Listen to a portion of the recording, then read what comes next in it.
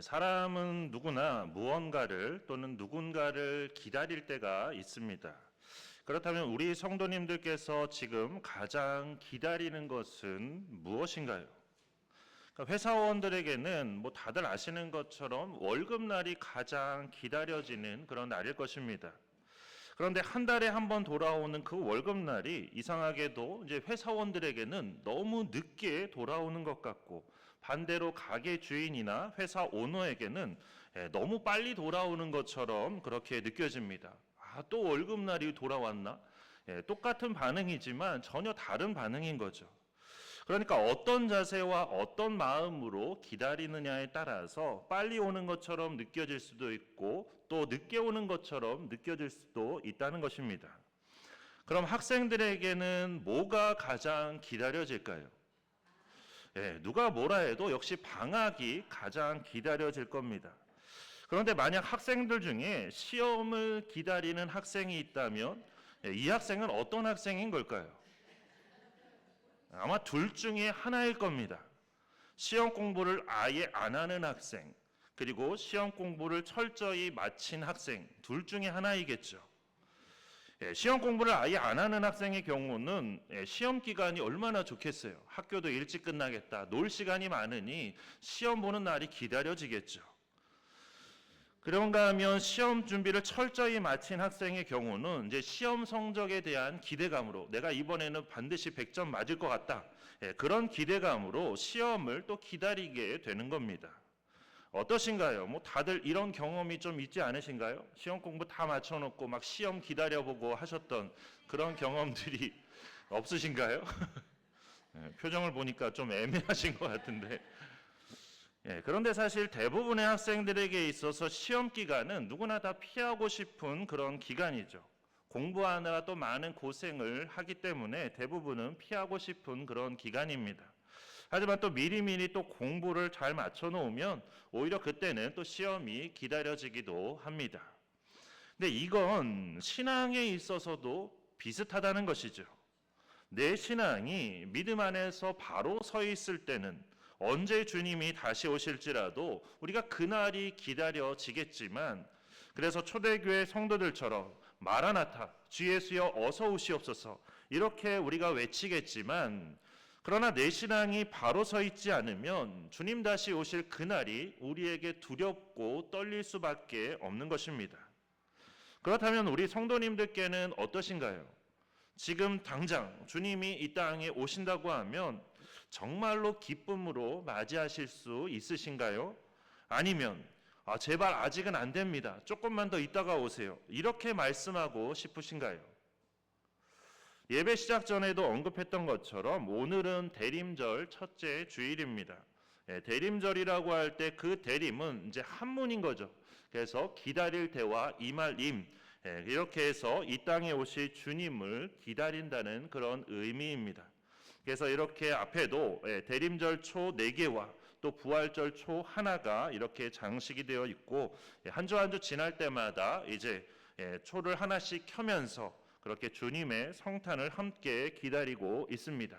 그리고 오늘 제 스톨도 이렇게 보라색을 한 것은, 보라색은 바로 기다림을 상징하는 그런 색이기 때문입니다. 그러니까 이게 그냥 아무거나 제 기분 내키는 대로 하는 게 아닙니다.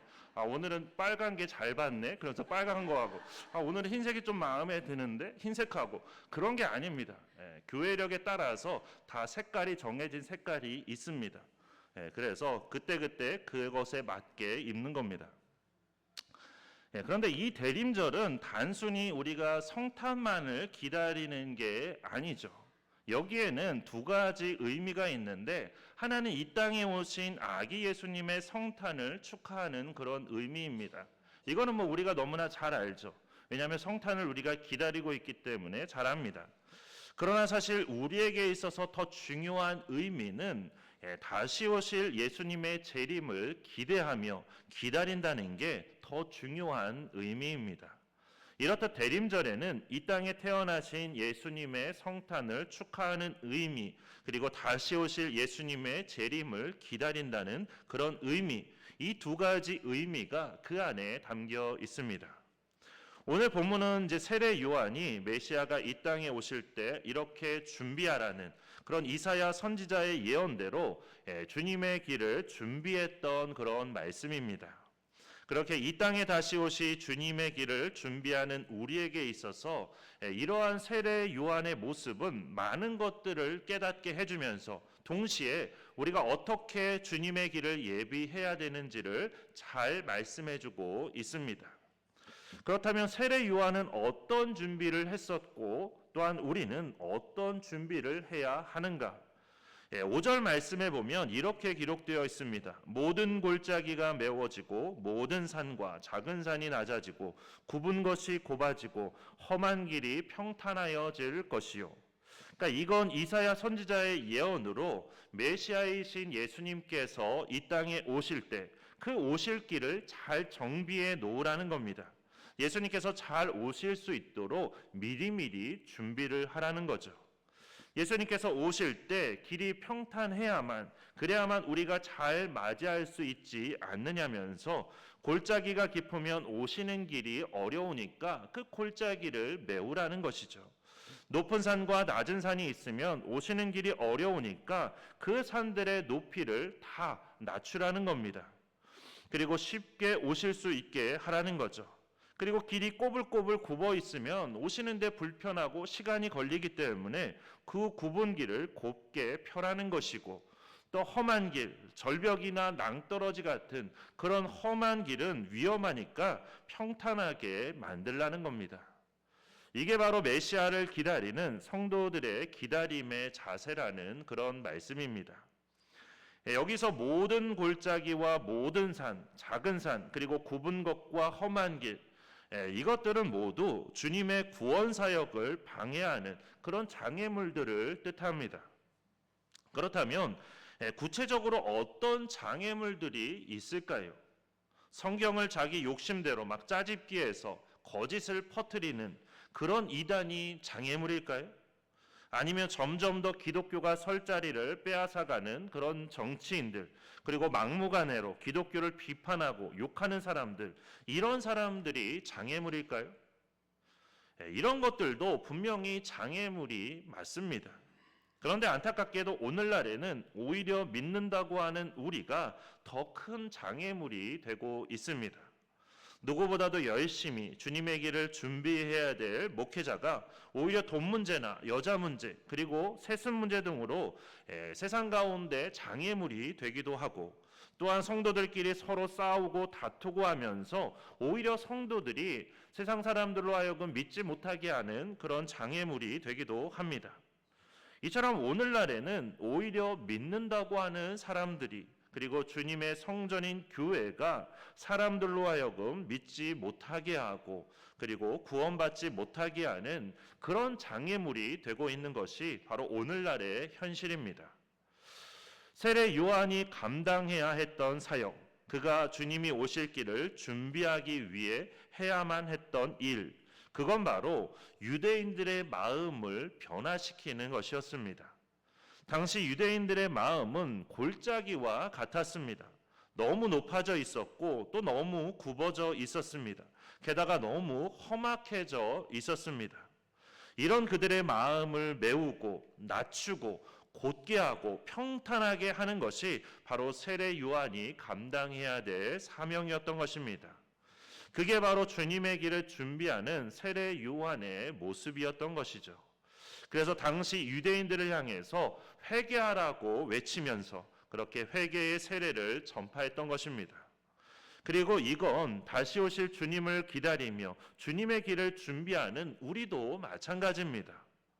그런데 5절 말씀을 이제 문자 그대로 보면 그렇죠. 마치 어린아이가 길을 가다가 힘들지 않도록, 넘어지지 않도록, 그리고 다치지 않도록 그렇게 위험한 요소들을 다 미리 제거해 놓으라는 그런 말씀처럼 들릴 수 있습니다. 하지만 예수님께 과연 그런 것들이 위협이 될까 하는 것입니다. 예수님께서 이 땅에 오실 때 골짜기가 너무 많아서 못 오시고, 산들이 너무 높아서 못 오시고, 길이 구불구불해서 못 오시고, 험한 길 때문에 못 오시고, 그런 게 아니라는 거죠. 예수님께는 그런 것들이 전혀 장애가 되지 않습니다. 이런 것들은 오히려 우리에게 장애가 되는 것들입니다. 다시 말해서 주님을 우리가 맞이할 때 주님을 온전히 맞이하지 못하도록 우리를 방해하는 그런 장애물이 된다는 것들입니다. 따라서 이 말씀은 메시아를 기다리는, 우리의 구원자 되시는 예수님을 기다리는 우리의 마음의 길을 준비하라는 그런 뜻입니다. 마치 우리가 손님을 맞이할 때 제일 먼저 하는 것이 집안 청소죠. 그래서 손님이 온다 그러면 누구나 다 집을 깨끗하게 합니다. 그래서 집에 들어가서 집이 깨끗해져 있다. 그러면 그건 분명히 누군가 손님이 오신다는 그런 표시인 것이죠. 그래서 주님께서 오실 그때를 준비하며 우리의 마음을 청소하고 정비하고 잘 관리해야 된다는 그런 뜻입니다. 그래서 우리도 세례 요한처럼 골짜기 같은 세상 사람들의 마음을, 너무나 높아져 있는 그들의 마음을, 그리고 굽어져 있고 험악해져 있는 그 마음들을 메우고 낮추고 곧게 하는 것이, 평탄하게 하는 것이 바로 주님의 길을 예비하는 그런 우리가 해야 될 일이요 사명이라는 말씀입니다. 그런데 문제는 이제 우리가 그 사명을 잘 감당하기 위해서는 우리가 먼저 변화가 되어야 한다는 것이죠. 오늘날 오히려 세상 사람들로 하여금 믿음의 길로 나오지 못하도록 방해하는 가장 큰 장애물이 우리가 되고 있기 때문에 우리가 먼저 변화되어야 한다는 것입니다. 우리의 마음이 먼저 바뀌어야 한다는 것입니다. 골짜기 같은 우리의 마음이 메워져야 하는 것이고, 높아져 있는 우리의 마음이 낮아져야 하는 것이고, 굽어진 마음이 곧아지고 험악한 마음이 평탄해져야만 하는 것입니다. 우리의 마음이 먼저 이렇게 변화가 되어야만 우리에게 주어진 사명을 우리가 잘 감당할 수 있는 것입니다. 그렇죠. 삐뚤어진 자로는 아무리 그어도 제대로 된 선을 그을 수가 없는 것입니다. 고장난 저울로는 아무리 무게를 재더라도 제대로 된 무게를 잴 수가 없는 것이죠. 그런 것처럼 우리가 먼저 바르게 서야만, 우리가 먼저 변화되고 우리가 먼저 믿음 안에 바르게 서야만, 그래야만 주님의 길을 잘 준비할 수가 있는 것입니다. 그렇게 이번 대림절 기간이 우리에게 그냥 매년 맞이하는 그런 연례 행사와 같은 그런 대림절이 아니라 먼저 우리의 마음이 변화가 되어서 세상을 향해 담대히 복음을 외칠 수 있는, 정말로 주님의 길을 잘 준비하는 그런 대림절이 되기를 축원합니다. 그런데 우리는 간혹 언제까지 이걸 준비해야 하는가 궁금해질 때가 있습니다. 마치 아이들과 같이 그런 궁금증을 가질 때가 있는 거죠. 그래서 이제 어린아이들을 데리고 여행이나 먼 곳을 가면 아이들이 항상 하는 질문이 있죠. 여기가 어디야? 언제 도착해? 늘 이런 질문들을 합니다. 그런데 뭐 어디라고 설명해줘도 모르죠. 뭐 어디 무슨 동네다 그러면 설명해줘도 잘 모릅니다. 그렇게 설명을 해줘도 잘 모르면서, 그리고 때로는 차가 막히기도 해서 정해진 시간보다 더 오래 걸릴 수도 있는데, 그런데도 꼭 그렇게 여기가 어디냐고, 언제 도착하냐고 물어봅니다. 그만큼 이제 궁금하기 때문이죠. 우리도 마찬가지로 우리가 주님이 오실 길을 준비해야 되는데 과연 언제까지 준비해야 하는가? 매년 맞이하는 이 대림절을 도대체 언제까지 우리가 보내야 하는가 궁금해질 때가 있습니다. 그렇다면 언제까지 우리가 기다려야 하는 걸까요? 언제까지 기다려야 된다고 생각하십니까? 간단하죠. 오실 때까지 기다리면 되는 겁니다. 그죠? 오시지도 않았는데 준비를 멈출 수는 없는 것이죠. 그래서 오실 때까지 우리가 준비하면 되는 건데, 그런데 문제는 언제 다시 오실지 우리가 알 수 없다는 게 문제입니다. 그럼 어떠신가요? 우리 성도님들께서는 예수님께서 언제 다시 오실지, 재림하시는 그날이 언제인지 알고 싶지 않으신가요? 저만 궁금한가요? 사실 저도 어렸을 때는 그 날이 언제인지 알고 싶었습니다. 그렇게 알게 되는 것이 오히려 우리에게 더 좋지 않나 그런 생각을 했습니다. 그렇게 알려주셔야만 더 많은 사람들이 좀 구원받을 수 있는 게 아닌가, 그게 우리 모두에게 더 큰 복이 아닌가, 이런 생각이 들었습니다.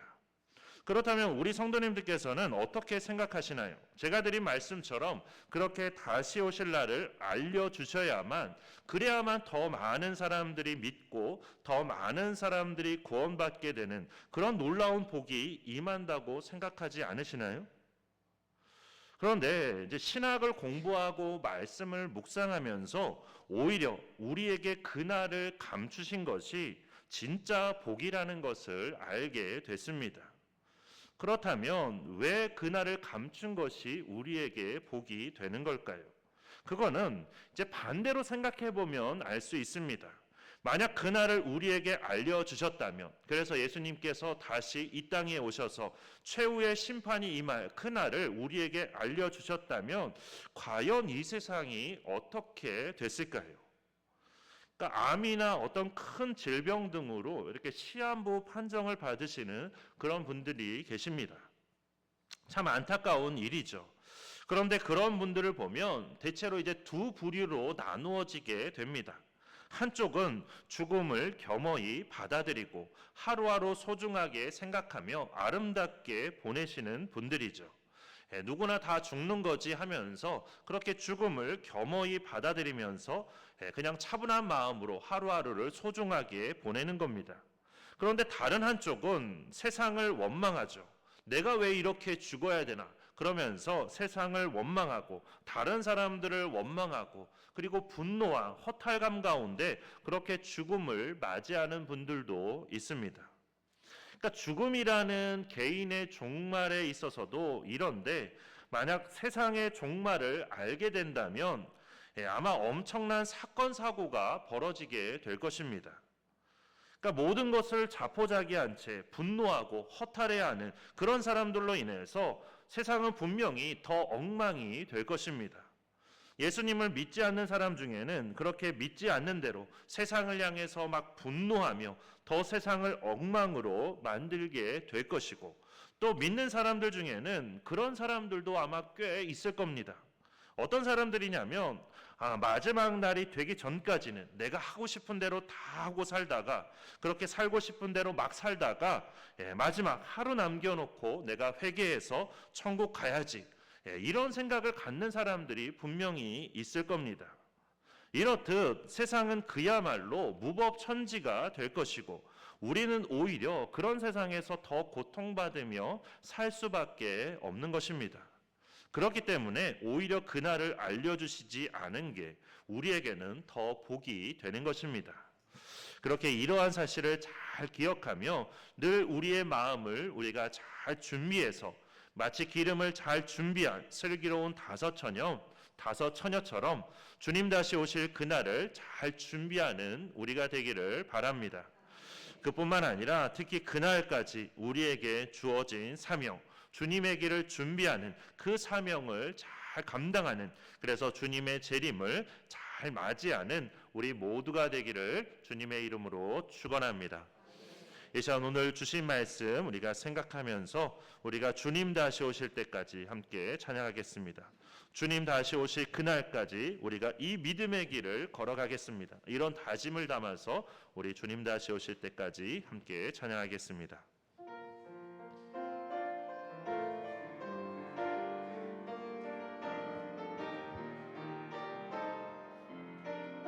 주님 다시 오실 때까지, 주님 다시 오실 때까지 나는 이 길을 가리라.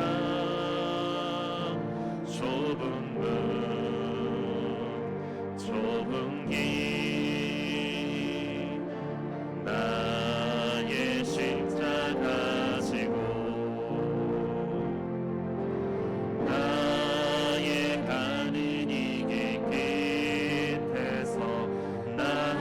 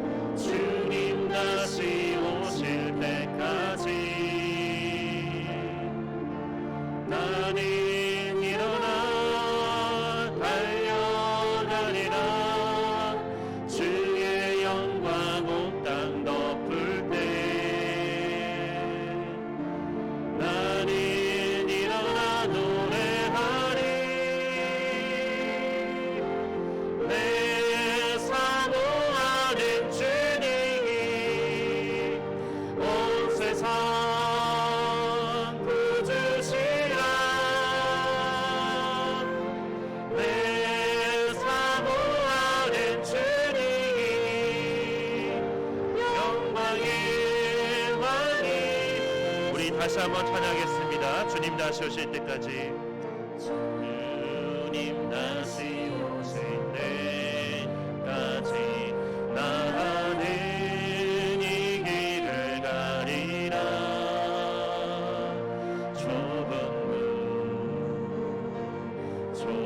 길 나의 십자가 지고 나의 가는 이 길 끝에서 나는 주님을 보리라. 영광의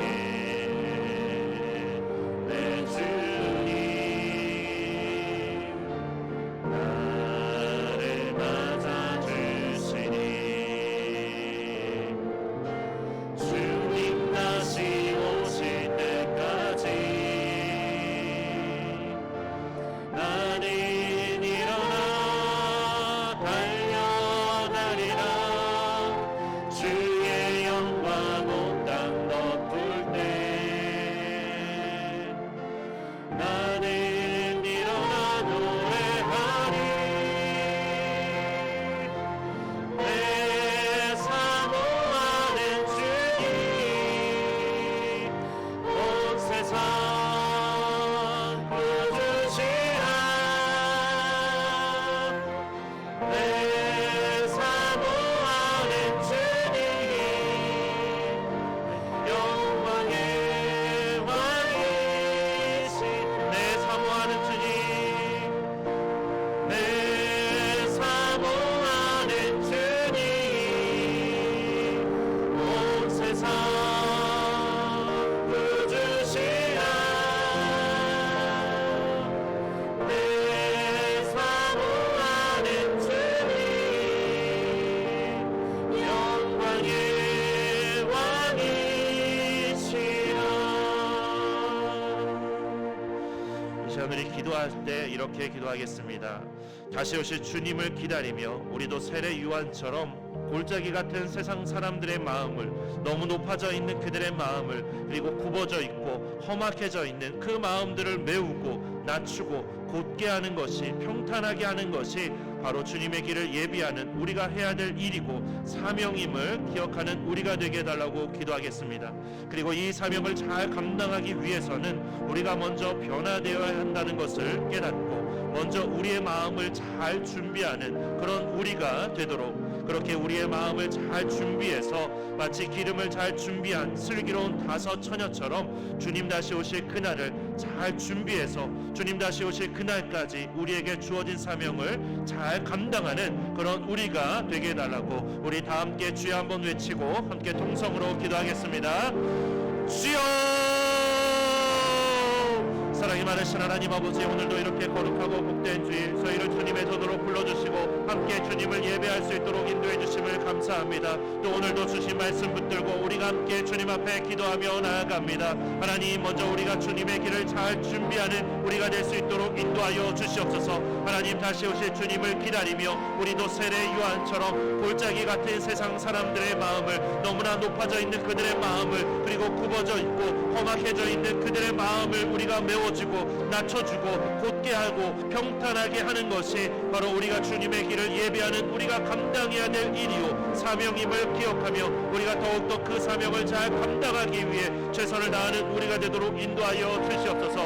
하나님, 그러나 이 사명을 우리가 잘 감당하기 위해서는 하나님, 우리가 먼저 변화되어야 된다는 그 사실을 잘 깨닫고 먼저 우리의 마음을 잘 준비할 수 있도록 인도하여 주시옵소서. 우리의 마음이 골짜기 같지는 않은지, 우리의 마음이 높아져 있지는 않은지, 우리의 마음이 굽어져 있지는 않은지, 우리의 마음이 험악해져 있지는 않은지 먼저 우리 자신을 돌아보며 우리의 마음을 잘 준비하게 하여 주시옵소서. 그래서 우리의 마음을 메우고 우리의 마음을 낮추고 우리의 마음을 곧게 하고 우리의 마음을 평탄하게 하여서 하나님, 우리가 먼저 마음으로부터 주님 다시 오심을 준비하는 우리가 되게 하여 주시옵소서. 마치 기름을 잘 준비한 슬기로운 다섯 처녀처럼 우리가 주님 다시 오실 그날을 잘 준비해서 하나님, 우리에게 주어진 사명을 잘 감당하는 주님 다시 오실 그날까지 우리가 이 모든 사명을 잘 감당해 나아가는 우리가 되도록 주님께서 인도하여 주시옵소서. 우리는 부족하지만, 우리는 연약하지만, 그러나 주님 우리 가운데 역사하여 주시고 우리를 붙들어 주시고 우리를 인도하고 이끌어 주셔서 이 모든 사명을 아름답게 잘 감당하며 주님 안에서 늘 믿음으로 승리하며 나아가는 우리가 될 수 있도록 인도하여 주시옵소서. 우리 가운데 함께하여 주시고 역사하여 주시옵소서.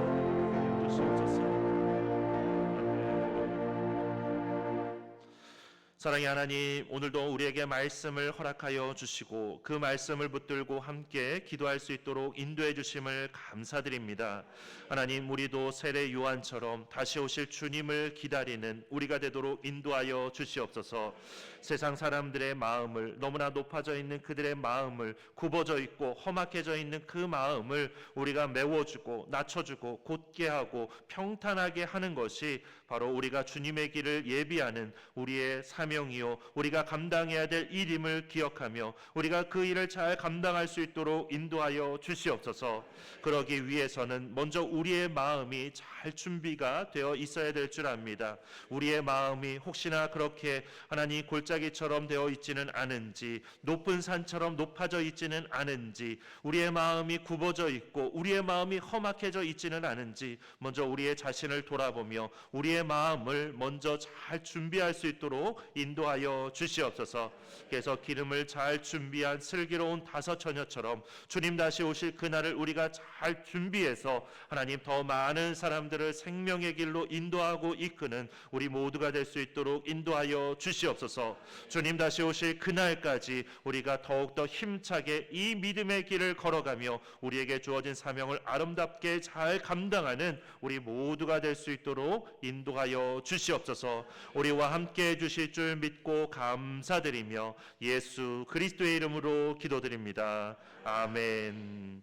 이제는 우리 주 예수 그리스도의 은혜와 하나님의 크고 놀라우신 사랑과 성령님의 인도하심과 교통하심의 역사가 주님의 길을 준비하며 주님 다시 오실 그날까지 믿음의 길을 힘써 걷기로 다짐하는 모든 주님의 백성들 위에, 그리고 우리 샘교회 위에 이제로부터 영원토록 함께 계시기를 간절히 축원하옵나이다. 아멘.